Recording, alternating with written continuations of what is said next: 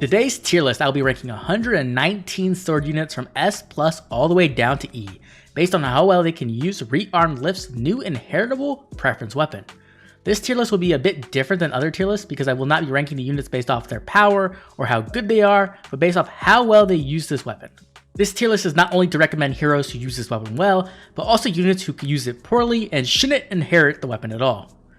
Not all sword units in the game are on this tier list. Heroes that do not appear on this tier list are units I consider to either have better weapons or equal weapons, and there's always the chance I possibly forgot them.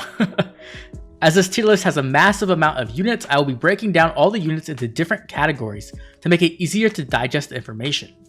You can find timestamps in the description down below if you want to find a particular unit you care about. Now let's quickly go over the criteria I use to rank these heroes. First is if the unit has access to preference skills.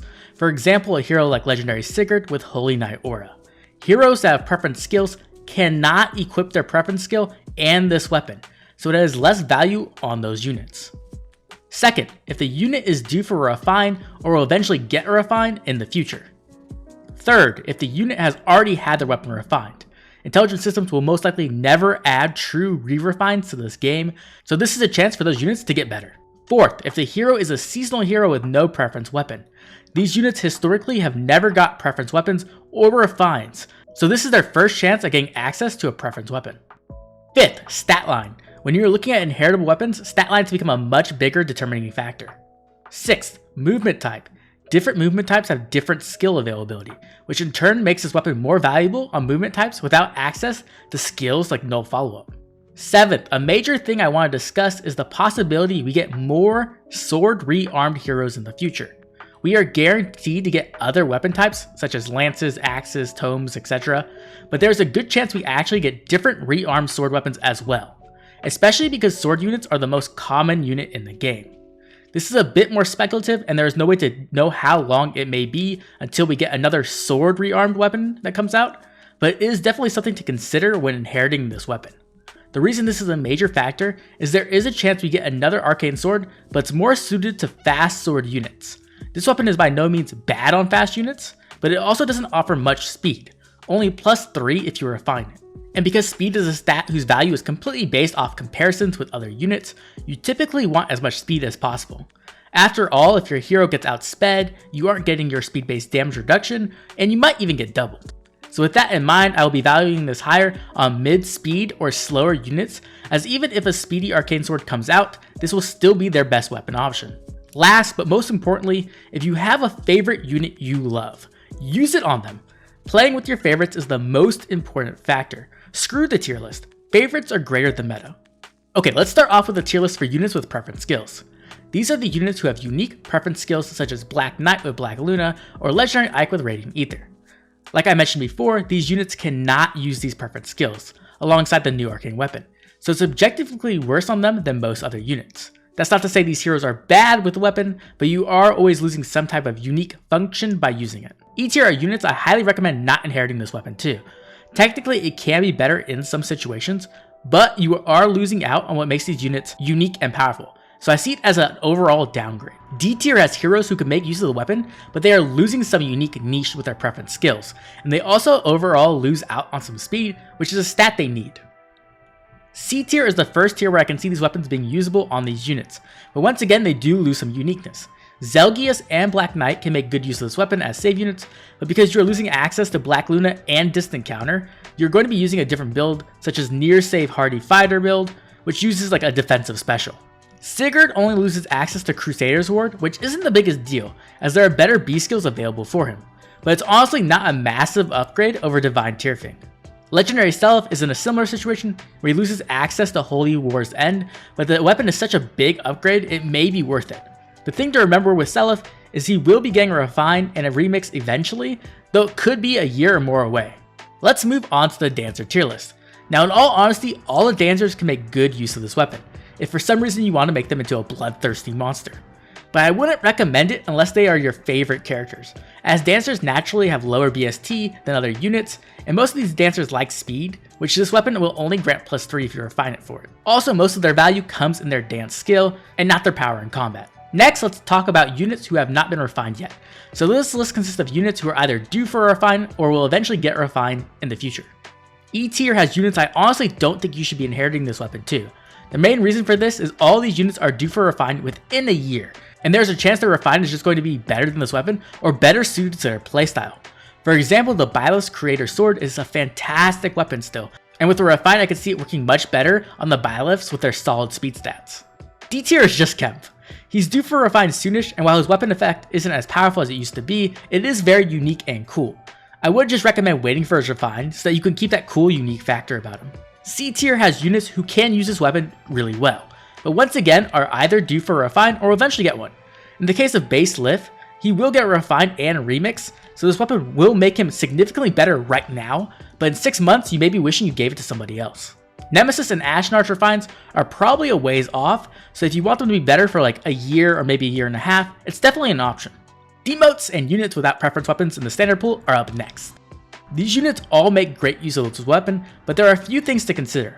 First of all, these units are mostly new, except Avel, so they won't be receiving refines for 2 to 3 years, so this weapon will definitely get its value. They also have more recent stat lines, meaning you won't need to invest as many Dragon Flowers to get them up to speed, and also a lot of them are 4-star options, meaning they are free to play to merge up. The exception to this is Galzus, Avel, and Anan, who are 5-star locked. B tier is composed of fast sword units. Like I mentioned in the criteria section, with these type of units you want to stack as much speed as possible, so this weapon isn't perfect for them, even though it's very good.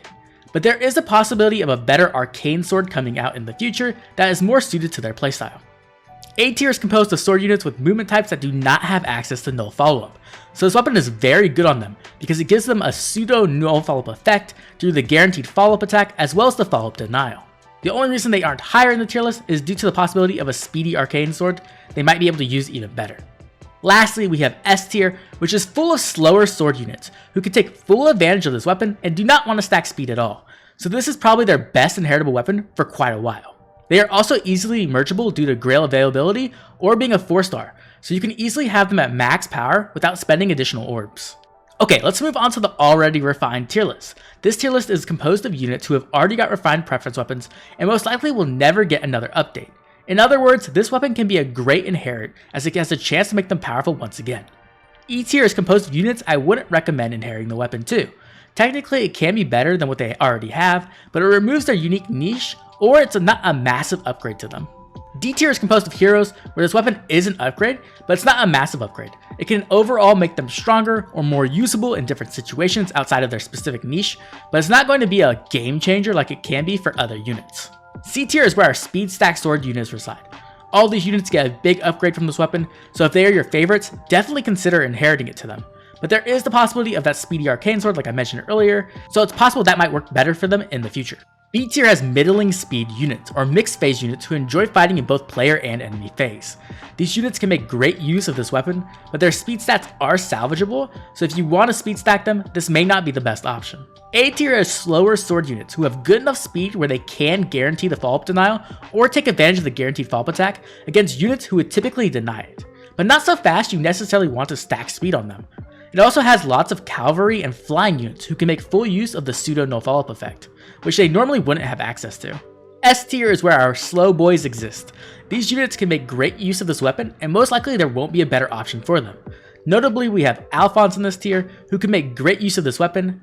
Now something to consider when it comes to Alphonse is he can't be merged, but he is a bonus unit at least once a month in game modes like Ether Raids or Arena, so if you are a big Alphonse lover and have invested like Dragon Flowers into him, this can be a great option. Lastly, we have our first S+ tier units, and you may have noticed they are both armors. That's because I believe armor units get the most value out of this weapon compared to any other movement types. This weapon is essentially Brave Hector's weapon, but you are trading armor weakness and penalty neutralization for guard, which honestly isn't the worst trade. This weapon is powerful enough to make these armor units into amazing save units. The combination of Hardy Fighter and this weapon can make it difficult for even Duocron to kill some of these units, as his auto double will be completely shut down, and Hardy Fighter can even eat the Deadeye. And if you want to make them into near savers, they can do that role extremely well too, as they can have an open A skill instead of having to run a stance 3, which is a massive deal. Our final tier will be for seasonal units without preference weapons. These units have historically never had a chance to have any preference weapon at all, and so all of these units can make great use of this arcane sword. In B tier, we once again have our fast sword units who may want a more player phase oriented arcane sword that may come in the future. So while they make great use of this weapon, I don't consider them the best options. In A tier, we have our mixed phase sword units. Notably, I have Flame Rinka here.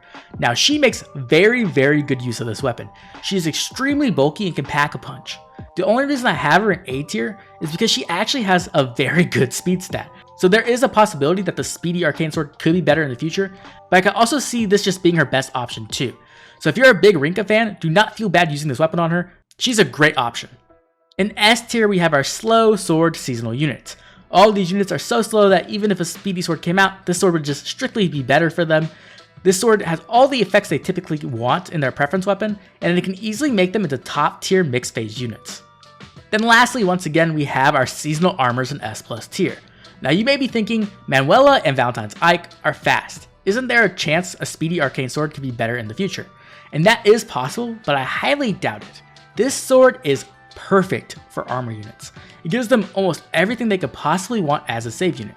And considering save armors are by far the meta way to use them at the moment, I can't see anyone possibly regret inheriting it to one of these units. The only thing to consider really is that Ike and Zephiel are 5-star locked, so if you don't have them merged up or you aren't a super fan, then it might be better used somewhere else. On the other hand, Manuela is a 4-star, so she is easily mergeable when her banner gets a rerun, and she may be the best user of this weapon in the game at the moment. She's just a complete all-star armor now. With that, all my tier lists are done. I hope this was able to help people out with their decision who to inherit their new Rearmed Lif to. I'd love some feedback on the style of tier list. Did you enjoy me breaking it down into categories, or would you have preferred just one massive tier list?